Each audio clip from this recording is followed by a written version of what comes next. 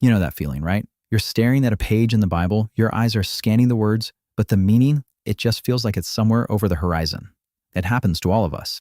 But what if I told you that gap, that space between just reading and really understanding, isn't you failing?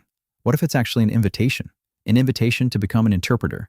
So let's dive in and explore what that really means. And believe it or not, this isn't some new modern struggle. Nope, we're talking 2,000 years ago. A man named Philip asked this exact same question on a dusty desert road. It's a question that honestly cuts right to the heart of how we all engage with ancient texts, even today. Do we truly get what we're reading? And the official's answer is just so honest, and it reveals this timeless truth. We don't just, absorb meaning by osmosis. It's not automatic. Sometimes we need a guide. We need someone to help explain it. All right, so let's set the scene here. We're talking about an important Ethiopian official reading the prophet Isaiah, and he's completely stuck. Philip comes along and asks if he understands, and the official's honesty just lays bare this core challenge we all face. Just seeing the words on the page is not the same thing as getting the message. That understanding part, it is definitely not automatic. And look, this story isn't just about some guy in a chariot thousands of years ago. It's about you. It's about me. It's about all of us. Because whether we realize it or not, the second our brain assigns meaning to those words, bam, we are interpreting. So the real question isn't if we interpret, we all do. The question is how we're doing it. So why is this work of interpretation so necessary? Well, it's because there are these real, definable gaps that separate our world today from the ancient world of the Bible. And these gaps, they're the reason we can't just skim the surface and expect to get the full picture. And to do this well, we've got to be honest about what we're facing. It really comes down to 6 major gaps standing between us and the original text. Just recognizing them, that's the first huge step toward bridging that distance with a little humility and a lot of care. Okay, let's break these down real quick. First up, you've got the time gap. We're talking thousands of years old. Then there's culture, their customs, their social norms, totally different from ours. Third, geography. The Middle Eastern landscape isn't just a backdrop. It's practically a character in these stories.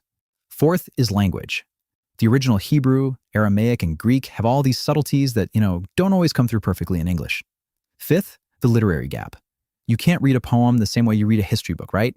Different genres have different rules. And finally, the supernatural gap. The ancient world just accepted miracles as a part of how things worked, a worldview that can really feel foreign to our modern minds. Okay, so we see the problem, right? We've got these gaps. Now, let's talk about the solution. When it comes down to it, there are basically 2 ways to approach the text, 2 ways to do this whole interpretation thing. One is really healthy, and the other one, well, it can get us into trouble. Now, there's a big fancy word for all of this stuff: hermeneutics. I know, it sounds super academic and intimidating, but trust me, it's not. All it means is the study of how to interpret. It's the set of principles that helps guide us from just seeing the words to actually understanding what they mean. All right, so the hero of our story today is a practice called exegesis. That little prefix X means out of, and that's the whole goal here, to draw the meaning out of the text. It's all about letting the Bible speak for itself on its own terms without us getting in the way.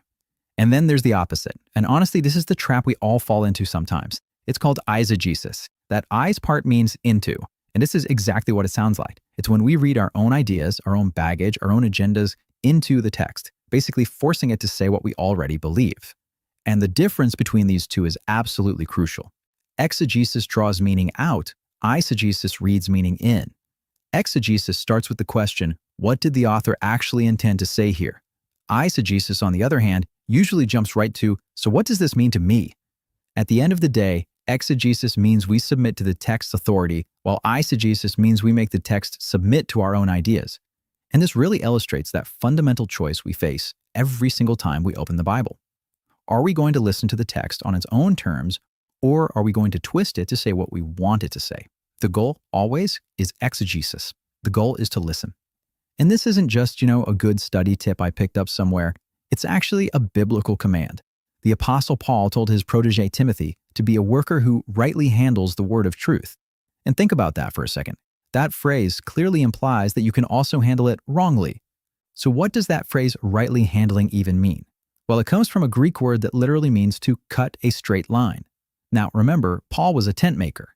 He knew from experience that if you cut the fabric crooked, the pieces aren't going to fit together. The seams will be a mess. The whole tent will be unstable and probably collapse. It's the exact same idea with interpretation. If we cut the text wrongly, the entire meaning gets distorted. Okay, so how do we actually put this into practice? How do we cut straight? It's a simple 3-step process. Step 1 is observation. What does the text actually say? Just the facts. Step 2 is interpretation. What did this mean to its original audience back then? This is where the heavy lifting happens. And only after that do we move to step 3, application. How does this timeless truth apply to my life today? Now, the biggest mistake people make, by far, is jumping straight from step 1 to step 3 and completely skipping that crucial middle step of interpretation. Now, I know what you might be thinking. Wow, this sounds like a lot of work. And you're right, it is. But it matters so much, because this process, this is what takes us from just gathering information to actually experiencing genuine transformation. Think about the domino effect here. Bad interpretation, that leads to wrong beliefs about who God is and who we are.